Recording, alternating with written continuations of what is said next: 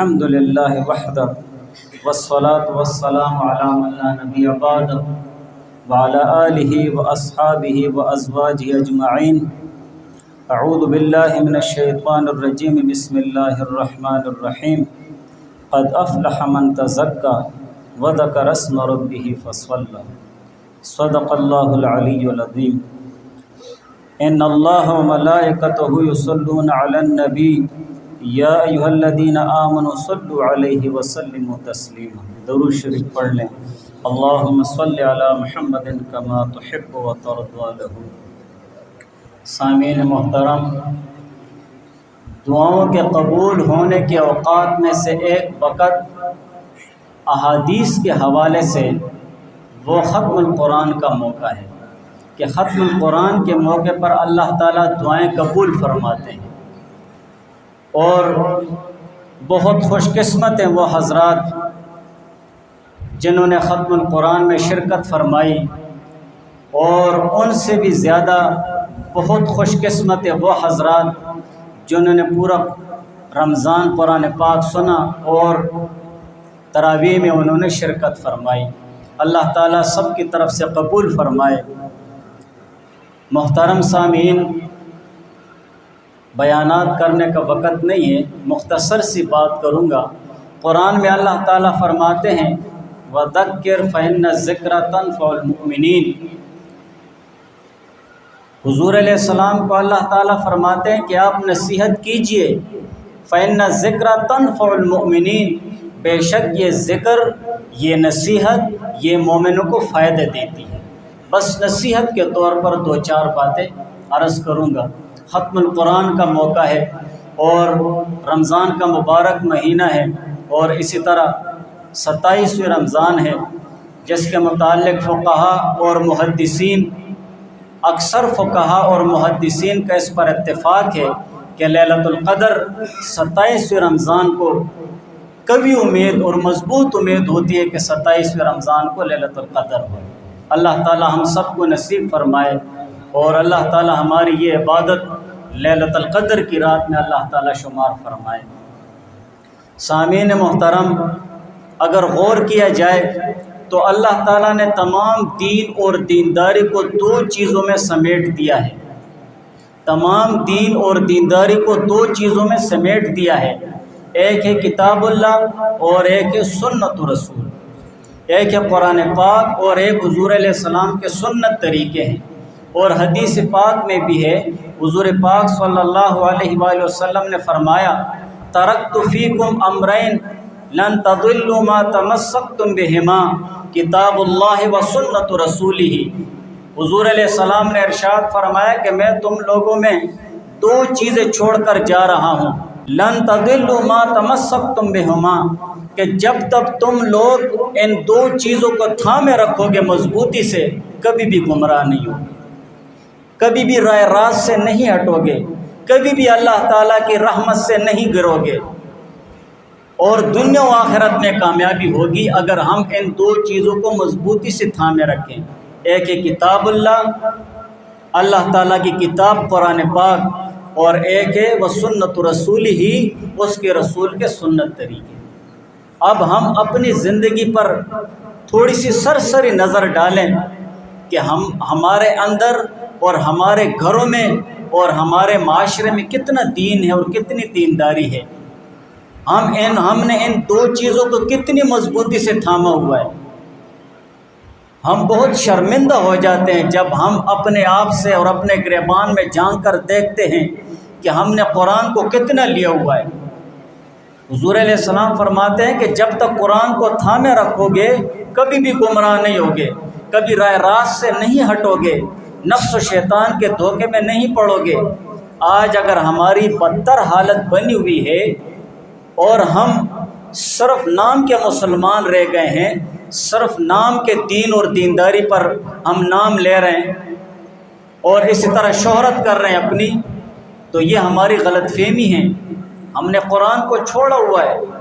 قرآن سراپا ہدایت ہے، ہدن للمتقین، کہ یہ پرہیزگاروں کے لیے ہدایت ہے، ہدن للناس، لوگوں کے لیے ہدایت ہے، اور اسی طرح اللہ تعالیٰ فرماتے ہیں فمن اتبع ہدایا فلا یضل ولا یشقی، کہ جو شخص میری ہدایت یعنی قرآن پاک کی تابعداری کرے، اس پر اپنی زندگی گزارے، اس کو پڑھے اور اس پر عمل کرے، وہ کبھی بھی گمراہ اور بدبخت نہیں ہو سکتا ہے۔ آج اگر ہم گمراہیوں کی طرف جا رہے ہیں اور اسی طرح اللہ تعالیٰ کی دین اور دینداری سے دور ہو رہے ہیں، تو اس کی بنیادی وجہ یہی ہے کہ ہم نے قرآن کو چھوڑ دیا۔ ہم قرآن پڑھتے بھی نہیں ہیں۔ قرآن ہمارے لیے شرافت اور افتخار ہے۔ عائشہ رضی اللہ تعالیٰ عنہا فرماتی ہیں، حضور علیہ السلام نے فرمایا ان لکل شیء شرفا یتباہون بہ، ہر ایک چیز کے لیے ایک شرافت ہوتی ہے، ایک افتخار اور ایک عزت ہوتی ہے، یتباہون بہ، جس کے بنیاد پر لوگ فخر کرتے ہیں۔ میرے پاس بھائی دولت ہے، میرے پاس ڈگری ہے، میرے پاس بہت بڑے عہدے ہیں، میرے پاس مال و دولت ہے، فلاں چیزیں فخر کی چیزیں۔ حضور علیہ السلام نے فرمایا وَإِنَّ بَهَاءَ أُمَّتِي وَشَرَفَهَا الْقُرْآنِ، کہ میری امت کی شرافت، افتخار اور فخر کی چیز وہ قرآن ہے۔ جس کے پاس قرآن ہے، جس کے پاس قرآن پر عمل کرنا ہے، وہ اس کے ساتھ فخر کے ساتھ سر اونچا کرے، الحمدللہ کہ مجھے اللہ تعالیٰ نے توفیق دی، میں قرآن پڑھتا ہوں، قرآن سنتا ہوں، قرآن کو سمجھنے کی کوشش کرتا ہوں اور قرآن پر عمل کرتا ہوں۔ دنیا میں اگر قرآن پڑھو گے تو یہ دنیا میں بھی تیرے لیے خیر ہے، اور اس پر عمل کرو گے تو آخرت میں تیرے لیے نجات کا ذریعہ بن جائے گا۔ اور قرآن تو قیامت کے دن شفاعت کرے گا۔ اقرأوا القرآن فإنه يأتي يوم القیامت شفیعا لأصحابہ، حضور علیہ السلام نے فرمایا قرآن پاک پڑھا کرو، قیامت کے دن قرآن پاک اپنے پڑھنے والوں کے لیے شفاعت کرے گا۔ دوسرے حدیث میں ہے کہ قیامت کے دن قرآن سے زیادہ سفارش کرنے والا ہے، جس کی سفارش قبول شدہ ہو، نہ کوئی نبی ہو نہ کوئی فرشتہ ہوگا، قرآن کی سب سے زیادہ سفارش قبول ہو۔ روزہ بھی سفارش کرے گا، شفاعت کرے گا۔ سامعین محترم، کہنے کا مقصد یہ ہے کہ ہم یہ بیانات سنتے رہتے ہیں، بیانات ہوتے رہتے ہیں، سب کچھ چھوڑو۔ اگر ہم بیان سنتے ہیں اور بیانات کرتے ہیں تو ہم کہتے ہیں ہماری ساری انگلیں دوسروں کی طرف ہیں۔ ہمیں چاہیے ہم اپنی طرف دیکھیں، یہ نہ کہو کہ یہ جو حالات بنے ہوئے ہیں یہ تو فلاں لوگ کرتے ہیں، فلاں لوگوں کی وجہ سے، ایسا نہ کہو، یہ کہو یہ میری وجہ سے، یہ میری وجہ سے یہ حالات بنے ہوئے ہیں۔ شاید مجھ میں کوئی ایسی کمی ہے، میرا کوئی ایسا عمل ہے جو اللہ تعالیٰ کے ہاں بہت ناپسندیدہ ہے کہ اللہ تعالیٰ کے نظر کرم سے ہم گر گئے اور ہماری یہ حالت بنی ہوئی ہے۔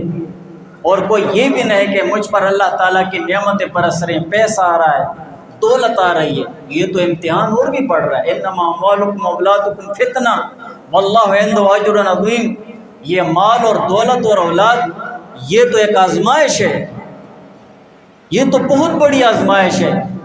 اس آزمائش میں پاس ہونا اور اس آزمائش میں آگے نکلنے کے لیے بہت اللہ تعالیٰ کے ہاں گڑ گڑانا پڑتا ہے، محنت اور کوشش کرنی پڑتی ہے، دین اور دینداری سیکھنی پڑتی ہے۔ تو ہم نے قرآن کو چھوڑا ہوا ہے۔ قرآن کہتا ہے نماز پڑھو، پہلے صفحے میں، پہلے رکوع میں ہے سورہ بقرہ کی نماز، اور نماز نہیں پڑھ، ہماری زندگی میں نماز کدھر ہے؟ ہم عبادت کہاں کرتے ہیں؟ یہ عبادت ایسی ہوتی ہے۔ یقین مانو اگر ہم صحیح معنوں میں قرآن اور حدیث کے حوالے سے عبادت کو دیکھیں تو ہماری آنکھیں اور ہمارا سر شرم سے جھک جاتا ہے کہ ہم تو ویسے مذاق کرتے ہیں، ویسے مذاق کرتے ہیں بس۔ عبادت تو وہ لوگ کرتے تھے، صحابہ عبادت کرتے تھے، جن کے پاؤں میں ورم آ جاتے تھے، ان کے پاؤں سوج جاتے، اتنی عبادت کرتے ہیں۔ دن بھر ابو بکر صدیق رضی اللہ تعالیٰ عنہ خلافت کو سنبھالتے اور رات بھر اللہ تعالیٰ کی عبادت کرتے۔ انہوں نے تو یہ نہیں کہا کہ ہم بھائی محنت کرتے ہیں، کوشش کرتے ہیں، بس آج تراویح نہیں پڑھتے، آج نماز نہیں پڑھتے، آج روزہ نہیں رکھتے۔ نہیں، دین الگ چیز ہے، یہ تو اللہ تعالیٰ کا حکم ہے۔ قرآن میں اللہ تعالیٰ فرماتے ہیں رشتہ داریاں پالو، ہم رشتہ داریاں چھوڑ دیں۔ ذرا سی دنیا داری کی بنیاد پر، ذرا سی دنیاوی باتوں پر ہم رشتہ دار کو چھوڑ دیتے ہیں، چاچا کو چھوڑ دیا، ماما کو چھوڑ دیا، بھائی کو چھوڑ دیا۔ احادیث میں ہے حضور علیہ السلام کا ارشاد مبارک ہے، بڑا بھائی چھوٹے بھائی کے لیے ایسا ہے جیسے باپ ہوتا ہے۔ بڑا بھائی اور بڑے بھائی کی ذمہ داری ہے کہ وہ چھوٹے کی ایسی تربیت کرے جیسے باپ اپنے چھوٹے کی تربیت کرتا ہے۔ اور اسی طرح قرآن میں اللہ تعالیٰ فرماتا ہے کہ تمام مسلمان آپس میں بھائی بھائی ہو کر رہیں، ہم مسلمان دشمنوں کی طرح رہ رہے ہیں۔ ہم نے اپنا مزاج دشمنی بنا لی ہے، ہم نے اپنا مزاج ایک دوسرے کو نقصان پہنچانا شروع کر دیا ہے۔ تو یہ ہم قرآن پر عمل کر رہے ہیں یا قرآن کو چھوڑ رہے ہیں؟ ہم قرآن کو چھوڑ رہے ہیں، ہم جان بوجھ کے ایسا کر رہے ہیں۔ یہ ہماری کمزوری ہے، یہ ہماری کمزوری ہے۔ دیکھو ہم دنیا داری کے لیے کتنی تکلیفیں برداشت کرتے ہیں، تھوڑے سے پیسوں کے لیے کتنی تکلیف برداشت کرتے ہیں، لیکن اللہ تعالیٰ کے اتنے بڑے دین کے لیے ہم اتنی تکلیف بھی برداشت نہیں کرتے۔ ہم کہتے ہیں فلاں کے سامنے میرا سر نیچا نہ ہو جائے، بے شک میں دوزخ چلا جاؤں اس کی وجہ سے۔ یہ کتنی بہت بڑی کہنے کی بات ہے، دوزخ چلے جاؤ گے، ابدی دوزخ کیا ہو جائے گا۔ اور دوسری طرف وہ سنت رسولی، حضور علیہ السلام کے سنت طریقے ہیں، اس کے محبوب کے سنت طریقے ہیں۔ وما آتاکم الرسول فخذوہ، اللہ تعالیٰ فرماتے ہیں جو رسول تمہیں دے دے اس کو لے لو، وما نہاکم عنہ فانتہوا، اور جس سے تمہیں منع کر دے تو اس سے منع ہو جاؤ۔ ہم اس کے الٹ چل رہے ہیں، جو ہمیں رسول دے رہا ہے، جو حضور علیہ السلام ہمیں دے رہے ہیں ہم وہ نہیں لے رہے ہیں، اور جو نفس و شیطان اور جو غیر لوگ ہیں ہم ان کے طور طریقوں کو اپناتے ہیں، ان میں ہم فخر محسوس کرتے ہیں، حضور علیہ السلام کے سنت طریقوں میں ہم شرم محسوس کرتے ہیں۔ یہ ہماری کمزوری ہے، یہ ہماری کمزوری ہے۔ بلکہ اللہ تعالیٰ فرماتے ہیں کہ حضور پاک صلی اللہ علیہ وسلم کی زندگی مبارک میں آپ کے لیے اسوۃ الحسنہ ایک اچھا نمونہ ہے، اس کو لے لو، لیکن ہم نے چھوڑا ہوا ہے۔ ہماری زندگی میں سنت طریقے کہاں ہیں؟ ہماری شکل صورت بھی حضور علیہ السلام کے سنت طریقوں کے مطابق نہیں ہے، ہمارا اٹھنا بیٹھنا بھی سنت طریقے کے مطابق نہیں ہے، ہمارا رشتہ داری پالنا غمی خوشی سنت طریقوں کے مطابق نہیں ہے، ہم یار دوست رکھتے ہیں سنت طریقے کے مطابق نہیں ہیں، ساری چیزیں سنت کے مطابق نہیں ہیں۔ پھر ہم کیسے کہیں کہ ہم دین اور دینداری والے ہیں؟ اتنا بڑا عظیم الشان دین، ان الدین عند اللہ الاسلام، اللہ تعالیٰ نے ہمیں دین اسلام دیا ہے، اور دین اسلام کو ان دو چیزوں میں منحصر فرما دیا ہے، ان دو چیزوں میں سمیٹ دیا، قرآن کو لے لو اور حدیث کو لے لو۔ قرآن کو پڑھو، قرآن کو سیکھو، قرآن کو سمجھو۔ قرآن کا تمہیں پڑھنا نہیں آتا ہے، کم سے کم قرآن کو سنو، قرآن کے الفاظ کو سمجھنے کی کوشش کرو۔ ان ہوا الا ذکر للعالمین، کیا قرآن تو نہیں ہے مگر یہ تمام جہانوں کے لیے ایک نصیحت ہے۔ میں سنتا ہوں نا بعض کہتے ہیں یار یہ جو ڈرامے فلمیں دیکھتے ہیں نا، بعض کہتے ہیں نا، میں نے سنا ہے نا، بس یار قاری صاحب فلاں ڈرامہ ہے نا وہ تو ایک بڑی نصیحت ہے یار، وہ تو ایک بڑی نصیحت ہے۔ یہ پی کے فلم ہے نا، اس کے متعلق مجھے ایک آدمی گاؤں میں کہہ رہا تھا یار مفتی صاحب اس میں بہت بڑا سبق ہے، اس میں ہندوؤں کو یوں کیا، ہندوؤں کو یوں کیا۔ میں نے کہا خدا دے بندے، تو تمہارے نصیحت لینے کے لیے اور عبرت لینے کے لیے ڈرامے اور فلمیں رہ گئی، تمہارا مزاج ڈراموں اور فلموں والا بن گیا ہے۔ اگر تم صحیح معنوں میں تمہارے سینے میں ایمان ہو، اخلاص، اور قرآن کا ایک لفظ سنو، تمہاری زندگی گزر جائے گی، لیکن اس سے سبق لیتے، اس سے نصیحت لیتے وہ ختم نہیں ہو سکتی۔ قرآن سراپا نصیحت ہے، قرآن کا ایک ایک لفظ، قرآن میں کتنے واقعات ہیں، اولین اور آخرین کا علم ہے، قیامت تک کے لیے باضابطہ حیات ایک دستور عمل ہے، ہمیں اس کے مطابق زندگی گزارنی ہے قیامت تک، ہمیں اس سے عبرت لینی ہے، ہمیں اس کے واقعات سننے ہیں، قوم عاد، قوم ثمود، ان کا کیا حال ہوا، کس وجہ سے ہوا؟ ہاں، اللہ تعالیٰ منافقین کا ذکر فرماتے ہیں، مشرکین کا ذکر فرماتے ہیں، مومنین کا ذکر فرماتے ہیں۔ کس طریقے سے اللہ تعالیٰ فرماتے ہیں، ہمیں اللہ تعالیٰ کیا سبق دے رہا ہے؟ یہ تمام چیزیں اللہ تعالیٰ نے قرآن میں فرمائی ہیں۔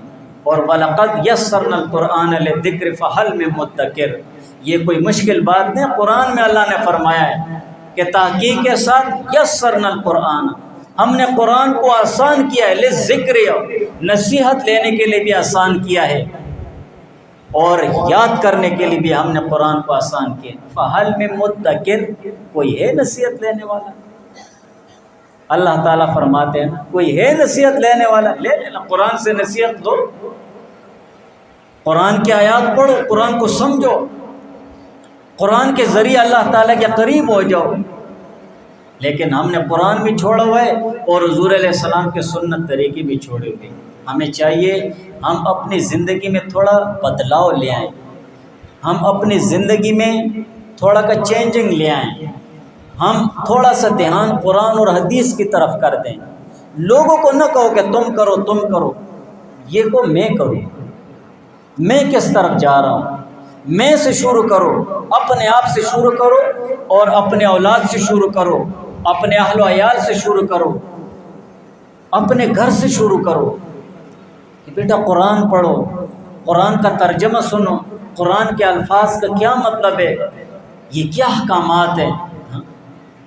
قرآن میں ازدواجی زندگی کے مسائل ہیں، ہمیں ذرا بھی پتہ نہیں ہے، بس ہم چلے جاتے ہیں، گھر چلے جاتے ہیں، آ جاتے ہیں، بس کچھ بھی پتہ نہیں ہے، لڑائیاں ہوتی ہیں، شور شغابے ہوتے ہیں، کچھ سمجھ میں نہیں آتا ہے۔ قرآن میں ساری چیزوں کا حل اللہ تعالیٰ نے رکھا ہوا ہے، لیکن ہم لیتے ہی نہیں ہیں۔ نہ ہم علماء کے اپنے علماء کو پکڑو کہ بھائی ہمیں سکھاؤ، کدھر جا رہے ہو، تیرا کام ہے، تیری ذمہ داری ہے مجھے سکھانا، مجھے سکھاؤ، تو نے سیکھا سکھانے کے لیے۔ تو کہنے کا مقصد یہ ہے کہ ہم اپنے سے شروع کریں، اپنے اندر قرآن اور حدیث اور حضور علیہ السلام کے سنت طریقے پیدا کریں۔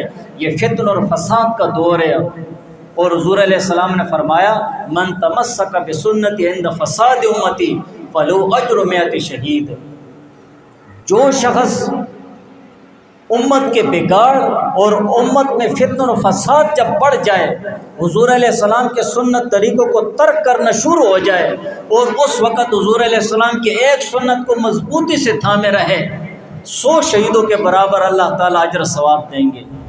اللہ تعالیٰ کے راہ میں دین اور دینداری کے بول بالے کے لیے خون بہانا آسان کام ہے کہ دشمن کے سامنے ایک آدمی کھڑا ہو جائے اور اسے کہے کہ میری گردن مارو دین کے لیے، کتنا مشکل کام ہے۔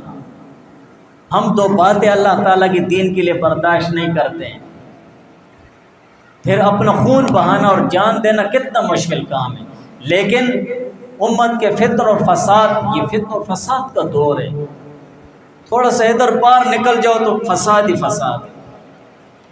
حضور علیہ السلام کے ایک سنت طریقے کو اگر تھامے رکھا ہے اخلاص سے، اللہ تعالیٰ 100 شہیدوں کے برابر اجر ثواب دے۔ ہمیں چاہیے ہم اپنی زندگی میں تبدیلی لے آئیں۔ ہم اپنی زندگی میں اصل تبدیلی یہی ہے کہ ہم اپنی زندگی ایسی گزاریں کہ ہم اللہ تعالیٰ کے قریب ہو جائیں، اللہ کو پسند آ جائیں کہ دیکھو میرا یہ بندہ ہے، رمضان کا مہینہ ہے، خود کو بدل رہا ہے۔ ہم خود کو بدلنے کی نہ کوشش کر رہے ہیں نہ سوچتے ہیں، تو کہاں سے ہم میں بدلاؤ آئے گا؟ نہ ہم نماز روزے کی طرف جا رہے ہیں، نہ قرآن کی طرف جا رہے ہیں، نہ حضور علیہ السلام کے سنت طریقوں کی طرف جا رہے ہیں۔ سنجیدگی کے ساتھ لینا چاہیے اس بات کو، غافل نہیں ہونا چاہیے، ورنہ اس سے بھی حالات بدتر ہوتے جائیں گے، بدتر ہوتے جائیں گے۔ اس سے بھی حالات احادیث میں بھی ہے۔ تو ہمیں قرآن اور حضور علیہ السلام کے سنت طریقوں کو لینا ہے۔ تو حضور علیہ السلام نے فرمایا جب تک ان کو تھامے رکھو گے، کبھی بھی رائے راست سے نہیں ہٹو گے، کبھی بھی ذلیل اور رسوا نہیں ہوگے، اور وہ قرآن ہے اور حضور علیہ السلام کے سنت طریقے۔ تو انشاءاللہ آپ لوگ مجھ سے یہ عہد کرتے ہیں نا کہ زندگی میں بدلاؤ لائیں گے، کہ قرآن اور حضور علیہ السلام کے سنت طریقے اپنی زندگی میں، اپنے اہل و عیال اور اپنے اولاد کی زندگی میں لائیں گے۔ جب ہم میں آ جائیں گے خود بخود معاشرہ ٹھیک ہو جائے گا۔ میں ٹھیک ہو گیا، میرے ساتھ 10 آدمی اور ٹھیک ہو جائیں گے۔ ہم میں سے ہر ایک آدمی ایک ایک خاندان ہے۔ جب میں خود ٹھیک ہو گیا ہوں، میری اولاد آٹومیٹکلی ٹھیک ہو سی انشاءاللہ۔ اسی طریقے سے ہمارا معاشرہ انشاءاللہ بن جائے گا۔ سبحانک اللہم و بحمدک، اشہد ان لا الہ الا انت، استغفرک و اتوب الیک۔ دعا کرنا۔